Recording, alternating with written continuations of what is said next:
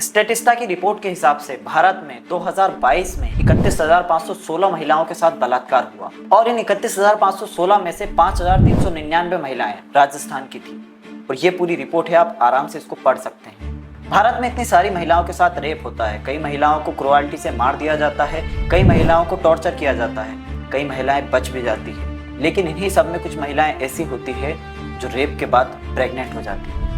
17 साल की बच्ची बलात्कार के बाद गर्भवती हो जाती है।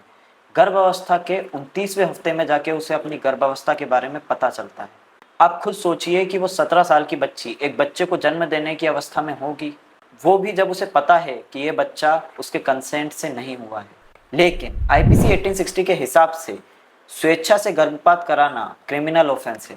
But medical termination of pregnancy act 1971 के कुछ रूल्स के हिसाब से स्पेशलाइजेशन वाले डॉक्टर के कंसल्ट से 12 वीक और 2 स्पेशलाइजेशन वाले डॉक्टर के कंसल्ट से 20 वीक तक का गर्भपात कराया जा सकता है। लेकिन इस बच्चे के केस में समय 29 वीक हो चुका था, इसीलिए डॉक्टर्स ने गर्भपात करने के लिए साफ साफ मना कर दिया। जब ये मामला एमपी हाईकोर्ट में गया तो चीफ जस्टिस रवि मलिमत और जस्टिस विशाल मिश्रा की खंडपीठ ने कहा, इस विशेष मामले में शारीरिक रूप से अक्षम पीड़िता की प्रेगनेंसी टर्मिनेट की जा सकती है, बशर्ते प्रक्रिया नाबालिग और उसके परिवार को प्रक्रिया के जोखिम कारकों के बारे में समझाने के बाद विशेषज्ञ डॉक्टरों की टीम द्वारा की जाए।